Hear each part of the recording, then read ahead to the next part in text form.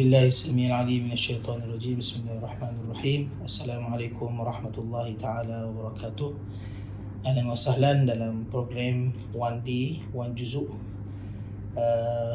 yang mana kita akan membahaskan setiap hari satu juzuk daripada Al-Quran Al-Karim. Bersama-sama kita hayati apakah sedikit sebanyak arahan, panduan, dorongan Allah Subhanahu Wa Taala di dalam Al-Quran. Juzuk yang saya pilih adalah juzuk 6. Juzuk 6 terdiri daripada gabungan dua surah, iaitu surah An-Nisa, hujung-hujung surah An-Nisa, dan juga surah Al-Ma'idah, lebih kurang 3/4 daripada surah Al-Ma'idah. Jadi ini juzuk 6. Dan juzuk 6, kedua-dua surah ini merupakan surah Madaniyah. Surah Madaniyah yang bererti turunnya selepas hijrah Nabi Muhammad sallallahu alaihi wasallam. Seperti mana yang kita tahu secara amnya, surah-surah yang turun di selepas hijrah Nabi Muhammad sallallahu alaihi wasallam adalah majoritinya berkisar tentang hukum hakam.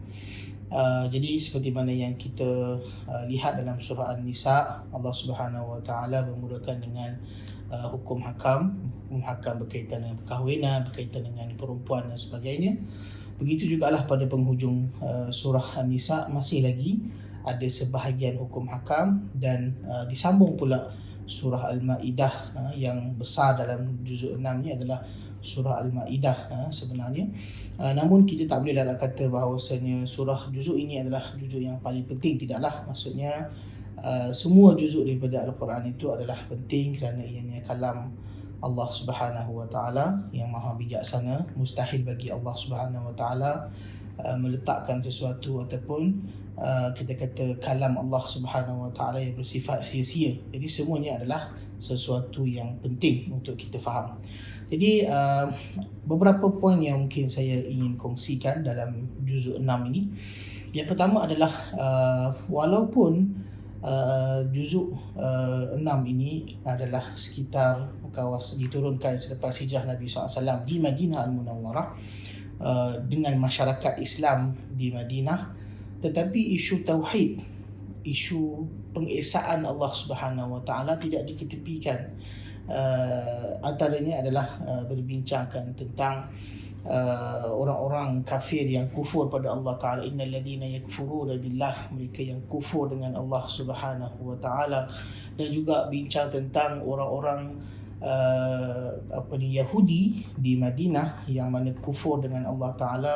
Dan juga Allah Ta'ala masukkan orang Kristian, Allah Ta'ala masukkan orang Kristian dalam juzuk 6 ini, berbicara tentang dakwaan mereka bahawasanya Nabi Isa alaihi salam telah disalib, sedangkan Allah Ta'ala kata wa ma qataluhu wa ma salabuhu walakin syubbiha lahum. Mereka tidak bunuh Nabi Isa, mereka tidak salib Nabi Isa, tetapi digantikan oleh orang lain di tempat Nabi Isa ketika itu. Barrafa'ahu Allahu ilaih, bahkan Allah Ta'ala telah angkatnya Nabi Isa AS di sisi Allah Subhanahu Wa Ta'ala. Begitu juga bila kita lihat pada juzuk 6 ni, masih dalam surah An-Nisa, saya belum pergi kepada surah Al-Ma'idah, kita dapat lihat Allah Subhanahu Wa Ta'ala menganjurkan untuk menjaga hubungan antara sesama Muslim. Mula daripada ayat yang pertama dalam juzuk 6, Allah Ta'ala berfirman, la yuhibbullahu al-jahra bis-su'i minal qawl illa man zulim. Allah Subhanahu Wa Ta'ala tidak suka seseorang itu mengeluarkan kata-kata yang buruk. Tutur kata dia dengan keluar je ada caci maki, keluar je ada kata-kata yang tak sedap didengar, menyakitkan hati dan sebagainya. Jadi Allah kata la yuhibbullah, Allah Ta'ala tak suka al-jahra, mengeluarkan dan menzahirkan, menjaharkan kata-kata yang buruk. Sama ada kata-kata buruk tu di sudut tuturan dia, ataupun dia berkata kepada seseorang sesuatu yang buruk. Illa man zulim, melainkan orang yang melainkan orang yang dizalimi lah. Dia nak defend diri dia tadi, kena beritahulah apa yang berlaku dan sebagainya. Jadi dia defend diri dia dengan menyebutkan keburukan seseorang di depan mahkamah, maka itu dibenarkan. Jadi dasarnya masih lagi Allah Ta'ala isu tauhid dan juga isu masyarakat Islam, jaga hubungan masing-masing. Tak boleh kita bercakap buruk terhadap saudara kita, bahkan pertuturan kita mesti dipelihara. Masuk kepada surah Ma'idah. Surah Ma'idah ni adalah surah yang diambil sempena dengan nama makanan terakhir yang turun kepada pengikut Nabi Isa AS. Namun cerita detail tentang tersebut di awal juzuk 7 sebenarnya, sebab itu pada akhir-akhir surah Ma'idah yang dah masuk pada juzuk 7. Jadi saya tak kupas panjang di situ. Namun saya ingin highlightkan beberapa perkara. Bermula daripada awal surah Ma'idah, Allah Ta'ala menyebutkan tentang hukum halal dan haram berkaitan dengan makanan. Hurrimat alaikumul maitah wad dam walahmal khinzir wama uhilla bihi lighairillah wal munkhaniqah wal mawqudhah wal mutaraddiyah. Allah Ta'ala sebut hukum hakam binatang-binatang yang dilarang makan dan sebagainya. Begitu juga Allah Ta'ala menyebut tentang hukum berwuduk, jelas dalam salah satu ayat dalam surah Al-Ma'idah, ya ayyuhalladzina amanu idza qumtum ila as-salati faghsilu wujuhakum wa aydiyakum ila al-marafiq ila akhir ayat. Cerita berkaitan detail tentang rukun solat. Selain itu juga ada beberapa kisah yang menarik dalam surah Al-Ma'idah.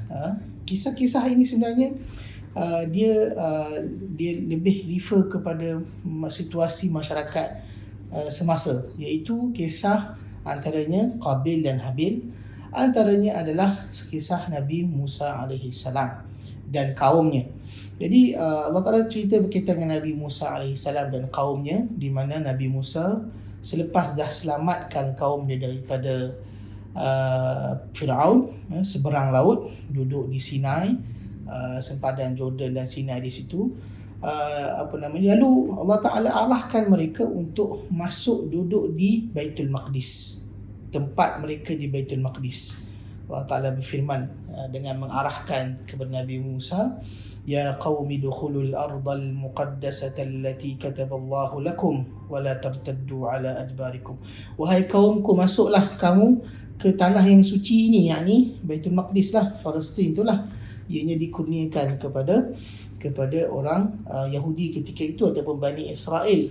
Namun mereka tak nak masuk kerana dalam itu ada kaum yang mana masih memerintah, dikatakan Bizantin, dikatakan kerajaan-kerajaan dahululah kan.